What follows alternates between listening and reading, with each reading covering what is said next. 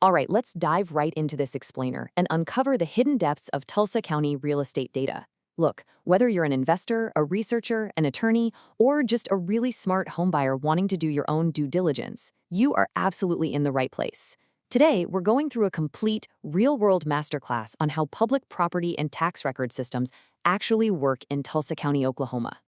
But first, let me ask you a pretty serious question.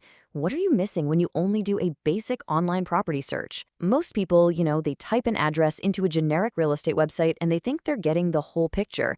But the truth is, a basic web search leaves you completely blind to some of the most critical property details out there. You're really just seeing the very tip of the iceberg, and what you don't see can honestly end up costing you thousands of dollars.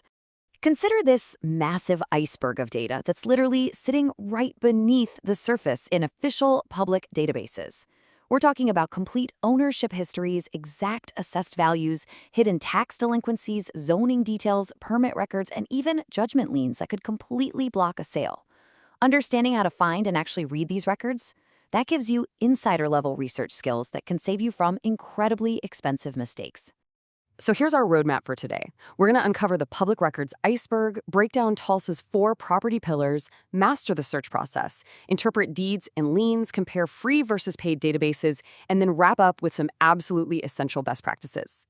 Okay, part 1, the public records iceberg, and navigating a decentralized system.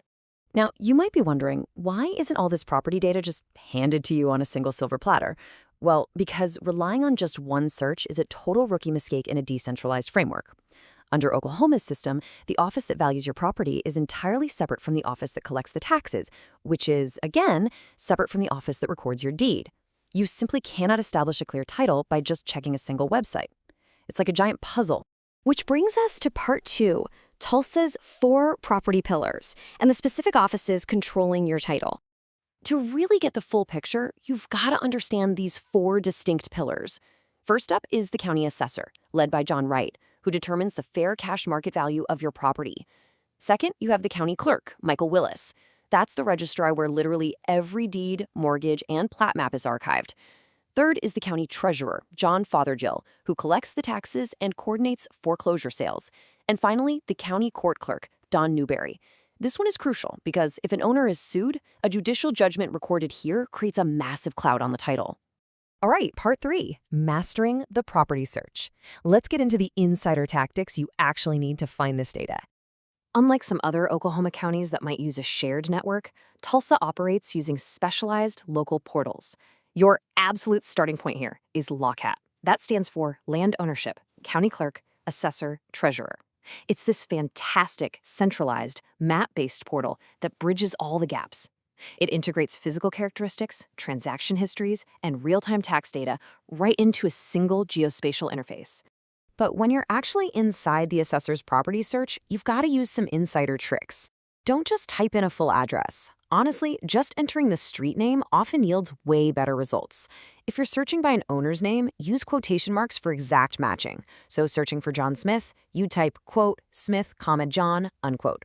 Want to filter out all the Johns because it's too common? Just use a minus sign directly before the term, like Smith space minus John. This simple little syntax trick dramatically cleans up your search results in seconds. Once you locate the property, you'll definitely want to switch over to the assessor's interactive GIS parcel map. This tool is a real game changer. It provides real-time boundary visualization and dimensional overlays. You can use it to verify if the physical parcel boundaries and the modern structures actually match what's sitting in the written historical records.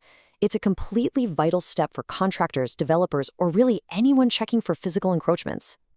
Next up, part 4, deeds, valuations, and liens. Let's talk about how to interpret these high-stakes documents. So how does the assessor actually determine your legal tax baseline? Well, they use mass appraisal techniques to calculate value in 3 different ways. The sales comparison approach looks at recent similar home sales.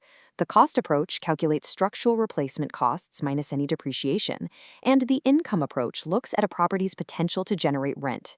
The assessor basically takes the maximum of these to establish the fair cash market value, which then gets adjusted down by any applicable homestead exemptions you might have filed. Now, when you're digging into the ownership history, the primary document you want to see is a warranty deed. This is the gold standard for sure.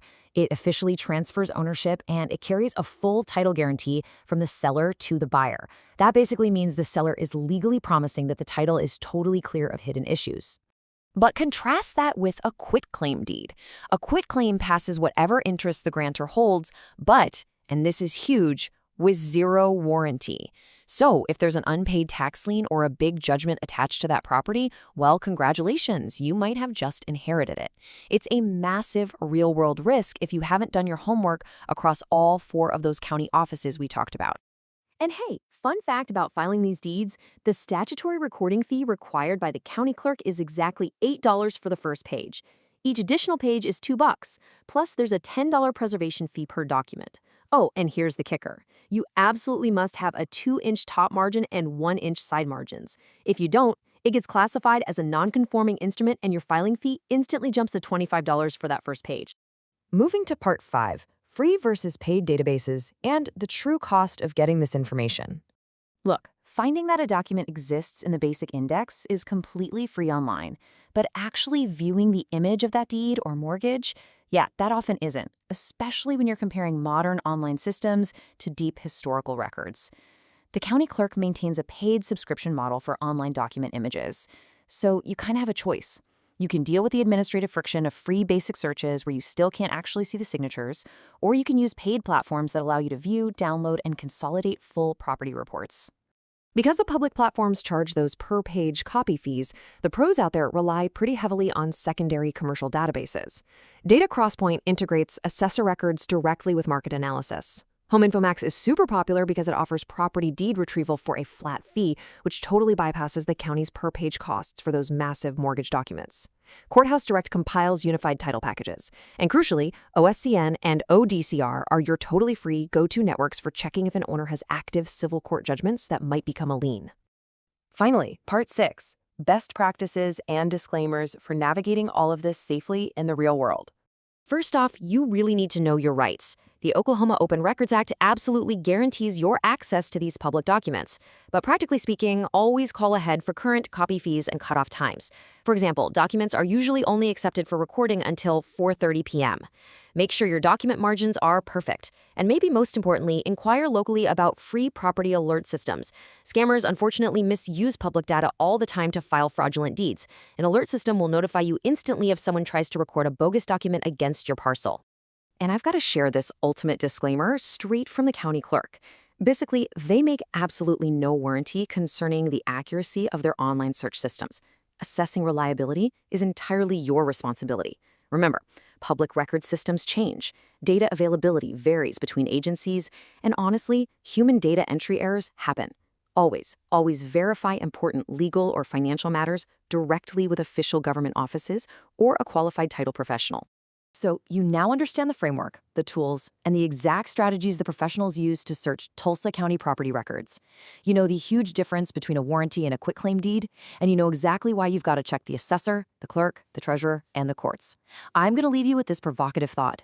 Now that you actually have this insider nap, what hidden liabilities are you going to uncover in your very next property search? Take these tools, do your research, and protect your investments. Thanks for joining me on this explainer.